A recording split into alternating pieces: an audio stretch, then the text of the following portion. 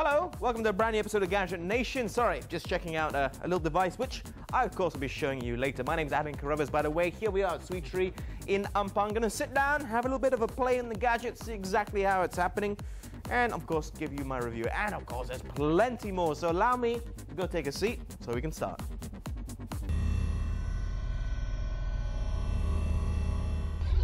Introduced at the Acer Global Press Conference earlier this year, the stunning ultra-wide gaming curved monitor, Acer XR341CK, has made its way to Malaysia.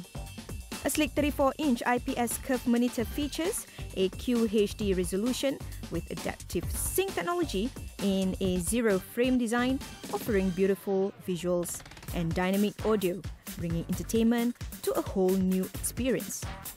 Also saw in the launch were Acer XB270HU gaming monitor with NVIDIA G-Sync and Acer Revo One RL85 powered Intel processors.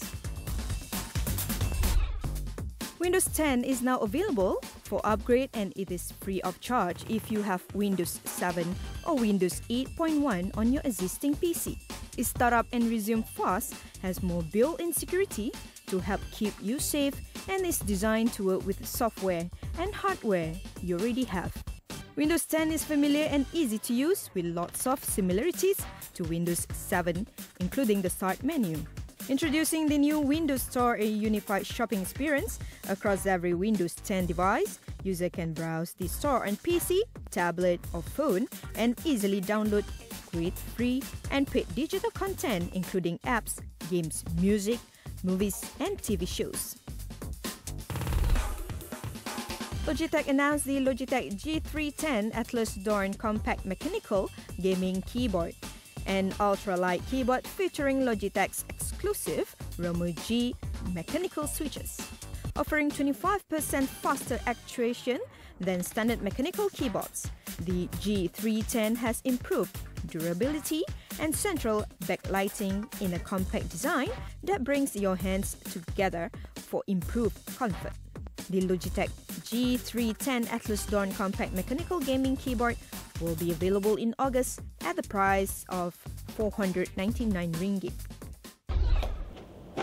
Don't worry, there's no gadget inside. Why? Because it's just a box. I've already taken the tablet, which was in the box, out, and I put it here, and I've had a bit of a play with it. Now, the question is, what do I think about this offering from Lenovo? So what do we have here? We have something from Lenovo which looks very, very nifty indeed. This is the Tab S8. Now, for those of you that follow international conferences, etc., you know this was announced at IFA 2014, so last year. And here we have it in our hands, and I am liking it so far. This is the first Intel-based Android tablet from Lenovo. It's 8 inches, I should add. As you can see, it does look very slick. On the back, we got this black finishing. There are variations in this. There's yellow and blue, which does pop out a lot more. Now that is obviously down to personal style, but I can say, even though it's not my style, it still looks very nice. Now, one slight problem you may notice is how very angular it is. It doesn't have a rounded finishing on it, so it can be a little bit awkward to hold in your hand, but take nothing away.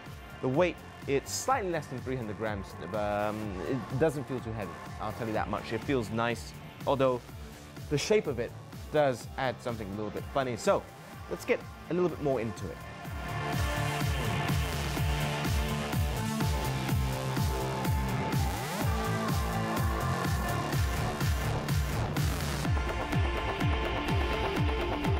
Now, let's just talk a little bit firstly about the cameras. And on the back here, it does look very nice. There's like this metal frame around the actual lens itself there, which does add a premium feel to it. Now, it's 8 megapixels. It does a semi-decent job on the front. It's not quite as good. We're talking about 1.6. Let me just switch the screen on for you so you can also see that. So cameras, I know a lot of people care about that. It does make a huge difference for them. And it does a semi-decent job. Now, on the screen, it looks pretty nice. Now, the thing is, it doesn't excite me as much as other 8-inch tablets does. This just does a pretty average job. I mean, nothing that makes it pop out like, wow, this is an absolutely amazing device. Again, if you look at the price point, it is slightly over 1,000 ringgit, so it can't be faulted for that either, but it does do a semi-decent job. I mean, even inside here, they're very proud of the fact that it's using Intel uses the Atom processor, supported by 2 GB of RAM, so there's really no lag either when I'm scrolling through, etc. I'm very, very happy with it, I have to say.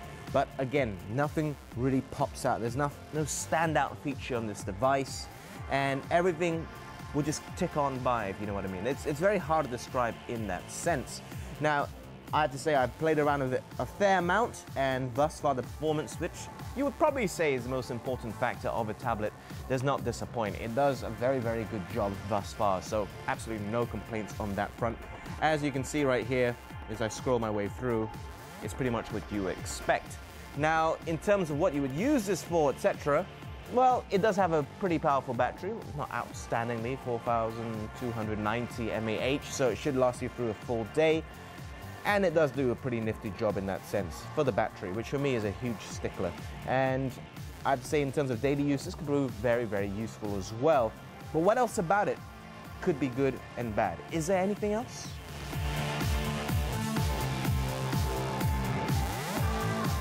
Overall, there's nothing more I can really add on from what I've said just now. I mean, there's nothing which puts this as a top tier bracket device. But maybe I'm being a bit too harsh because of the price point.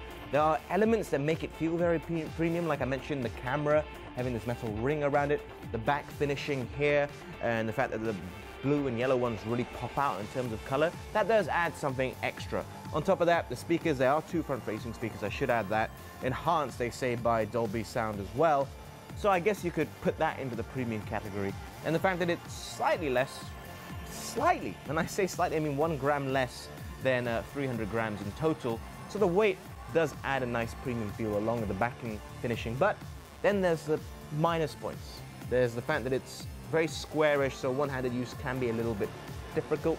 It doesn't have the rounded finishing, which can really enhance one-handed use and adding more of a premium feel to it as well. The screen, well, average, well, decent. There's nothing that really pops out in comparison to its competitors out there in the 8-inch tablet market that we can see. But like I said, it's nothing to complain about, it's nothing bad. It's just that if you want something more, you're not going to get it. I mean, there's no lag here either. They're very proud of the fact they're using Intel, it's printed on the back. But after that, what happens? It's really hard to say. It's just nothing to take it past that threshold of, wow, this is a device I really, really want. But if you're looking for one that's not too expensive, if you're looking for one that can get you by day to day and it's Android based, this is a very, very good option indeed. It's just, there's nothing to take it to the next level, which in turn does excite me to know exactly what Lenovo will be planning next with their Intel based tablets. This is a start, it's a very solid start, but nothing outstanding. What happens next could be actually crucial for Lenovo and what they're going to be doing with tablets.